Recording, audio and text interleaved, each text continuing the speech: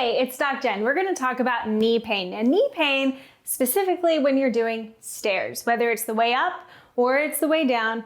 A lot of people complain of knee pain. Now, I want to know from you, is it when you're going upstairs? Is it when you're going downstairs? Maybe when you're hiking? Comment below. Let me know when you're feeling that knee pain. Is it on the inside, on the outside? What is happening? Let's get to know our bodies a little bit. Ultimately, what we want to do is not be afraid to start to load the knee. Surprisingly, even though we might be told, oh no, it can develop into bad, scary diagnoses, nothing is bad and scary. It's all about building tolerance, building accessibility and range within that knee and making it strong, because believe it or not, it is here in our body to be able to tolerate the load that we put on it. We just want to make sure the loads are balanced. So ultimately, you want to always assess the bigger picture, right? Is my ankle really restricted in range of motion? Probably something you want to be looking at, which I've done other videos on, so you can subscribe and check out the rest of the channel to really see what you might be lacking in the body. It's also about hip mobility. We also want to make sure our hips are mobile and strong so that the knee isn't taking on extra pressure. So again, we want to look below, we want to look above. Right now, what we're going to really be focusing on are some exercises and strengthening techniques to use to get those hips nice and strong that control what's happened at that knee. Okay, so the first one, and this is kind of like level one. So start here, especially if you're new to it. We're just going to start with step up. So I have a little at-home bench here. You can use a step, you can use a stool, you can stack some books up. So doesn't matter. We just don't want it to be so high because we really want to be focusing on form here and what's happening in the body. So I'm going to place one foot up here. And what happens is usually people say step up and you're going to step up. And then you might say, oh, I'm noticing some pain. Well, that's because we're not utilizing our whole body together. We're only kind of pushing through that knee and then standing up toward the toe. That puts a lot of load into the knee. And even though it can tolerate it, let's teach it a different way first before we start to load into it. And that's where the hips come into play. So rather than just leaning forward, I actually want you to take this front hip and dive it back. And now look at how that changes the position in my body. It's also going to allow my shoulders to come forward just a little bit without rounding. So I'm not rounding. My body is still staying nice and straight, but I'm just dipping my hip back. Okay, on the other side, that's this. So opposite arm, take that hip, draw it back. Now this is where I'm going to be starting from. I might need to lean forward, but I press into that heel. I want to go really slow. Press into that heel. Press, press, press, press, press. Come all the way to the top and switch. This is going to make sure you get into that full glute to lock it out. And then you want to go even slower on the way down. So take that hand on that hip again. Press that hip back, back, back. Slow it down. That's going to challenge you. That's the exercise. It's not about doing more.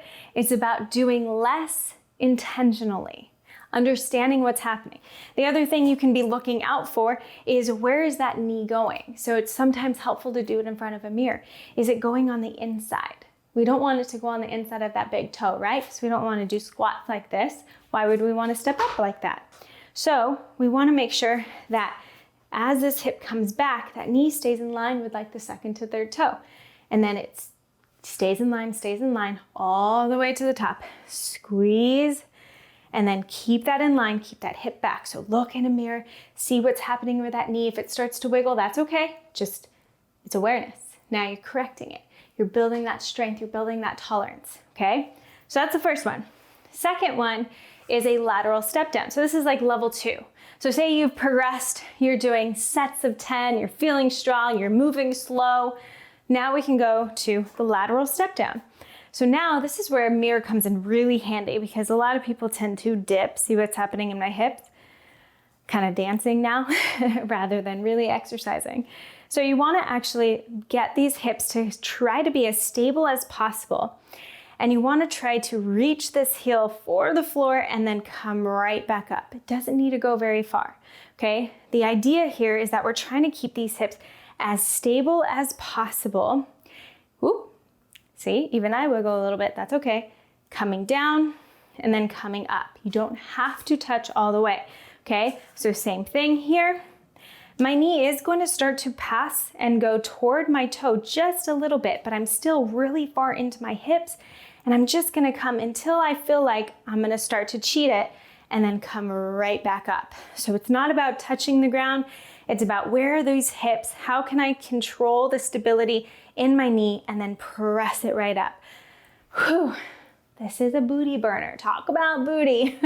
Practice these step ups, you're gonna get into it. Okay, last one, and this is the one that's gonna place the most load at the knee. So practice the other two, really ensure that you're feeling those glutes turn on, stabilize, and squeeze before we go on to this last one. So this one is a forward step down. So now I'm gonna be thinking of reaching my foot forward, so my knee has to pass and touch past my toe and then coming right back up, okay? I'm still bending in my hips, I'm still utilizing my glutes, but the reality is we're gonna walk downhill, we're gonna walk down the stairs, your knee is going to pass your toe. It is functional. It means you are normal and it's something we want to happen. So we eventually get to train into it. So you can start by reaching the bottom back and then just going into it as tolerated. Eventually, the goal is to kind of keep that chest even more upright and then maybe step all the way down and control it up. Controlling it down, controlling it up. Ooh, that's really gonna test the load and tolerance on that knee. But I promise, if you stick with these exercises, plus any of the opening around the hip or the ankle or the foot or whatever else you might need to work on, you're gonna start to feel strong at the knee and less pain. If you love what you're learning, don't forget there's so much more that I have in store. So hit that subscribe button, check out the other videos so that you don't miss anything and you continue to learn and feel amazing within your body.